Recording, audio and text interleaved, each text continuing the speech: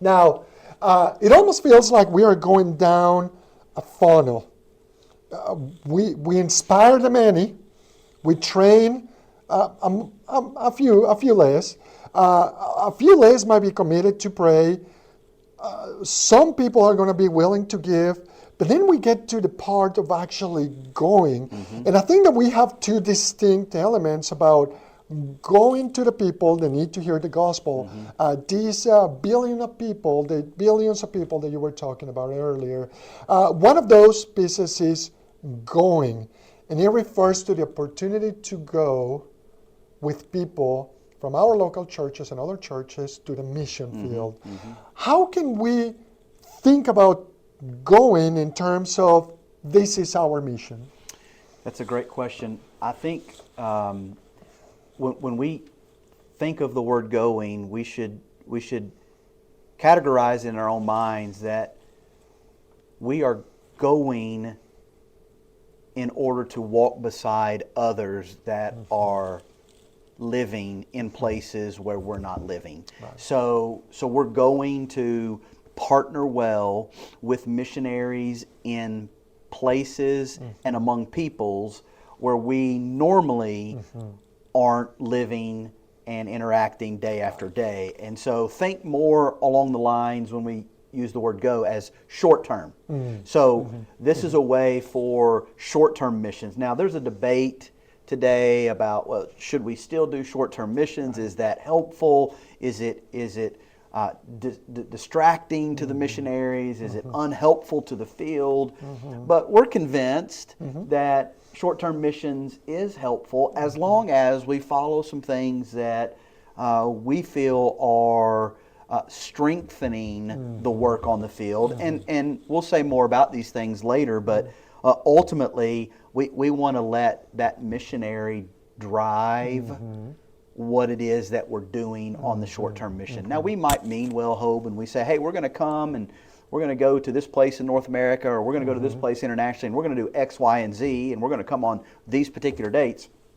And we mean well by that, but they might not need X, Y, and Z, and they might not even be able to do it on those particular dates. So we let them say, hey, this is our strategy, this is what we need. How can you fold yourselves and your team into what we're doing to help us accomplish that? So think short term when it comes to the idea of going, and realize that, like you said, it is like a funnel. The larger part, the opening of that funnel, more people are participating. The further you come down that funnel, you see probably less people going physically. That's not to say they don't have parts to play, right? The praying, the giving, the encouragement, which is another whole element later in this training we'll talk about. But there are ways for everybody to be involved, but the number certainly is smaller for those that will go on particular short-term trips. And I think that being part of the SBC also gives us the capacity and the trust to say the most of the partnerships that we are going to pursue are going to be with vetted individuals. They are theologically like-minded. They are operating to the highest standards, both of quality, expectations, and character as well. That when operating within our tribe, if you allow me to use that word, when we're operating under the SBC tribe, those partnerships, both nationally, domestically through the North American Mission Board, and those international with the IMB, have been vetted by proper channels and proper processes.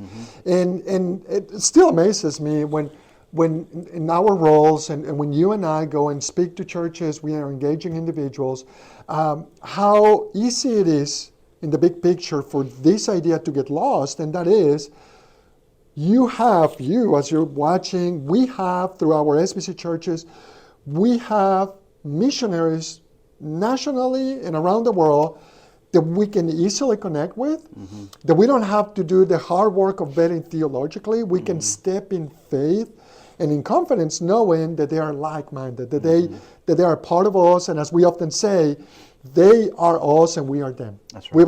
We belong together. Now, it is also important to mention that we exist here, you and I, here at the Kentucky Baptist Convention, to help churches like yours and churches in your association and your county think through some of those partnerships they already have established, but maybe exploring some of the ones we have. And even as we look at the map that we have behind us, currently we have partnerships going pretty much everywhere in the world. And we are always open to explore with our churches ways that they can join in those efforts. Now, the last piece of this pie that you were mentioning is sending people beyond short-term trips to the mission field. And often we use the word sending. We send people from our churches. What do we mean by that? Well, to go back to my pie analogy, I love it when I have a whole pie and over time you've eaten a piece here and you've eaten a piece there and you've stuck it in the fridge. And maybe a little time has gone by and you're like, wait a minute, I think there might be another piece in the fridge of this pie. And so you go to the fridge and you open it and sure enough there is one piece left. And it's like the very first time you've eaten that because you're so excited that there's one piece of pie left. Well, this last component is like that exciting piece of, hey, this is an opportunity for us to send people from our churches and our associations and say, because of the going all the way back to the discipling. So the goal is to make disciples, and some of those disciples are going to be called by God to uproot their lives and move to other cultures, other languages, and cross other barriers in order to get the gospel to people that don't know. And it's like a piece of pie that you almost thought was there, but you realize it's there and you're so excited to eat it. Well, our prayer is that this kind of culture and DNA will be created in the churches, the nearly 2,400 churches of the Kentucky Baptist Convention, nearly 50,000 churches of the Southern Baptist Convention, that culture will be so part of every congregation that we'll just be sending people out of our churches to places throughout our own states, our own nation, and the world. And so think of this as more longer term, crossing barriers, crossing cultures, crossing languages to take the good news of Jesus to other places. Yeah, and as we were talking about the going part of sending, I think that it's important to recognize that once you have tried that pie, once you have been on the mission field on a short-term trip, once you have gone, once you went there, the Lord is going to utilize those spaces to ignite a passion from within the church.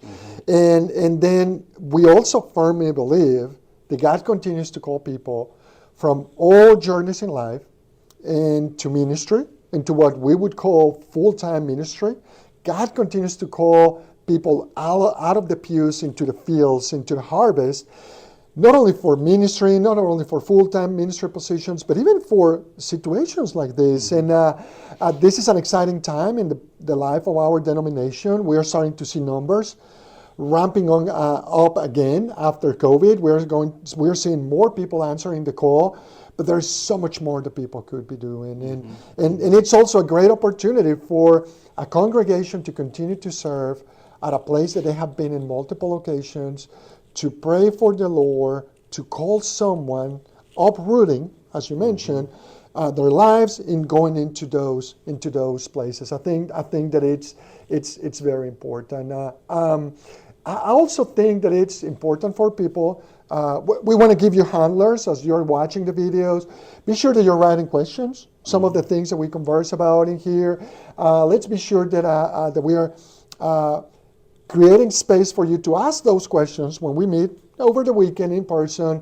We'll be able to answer those questions.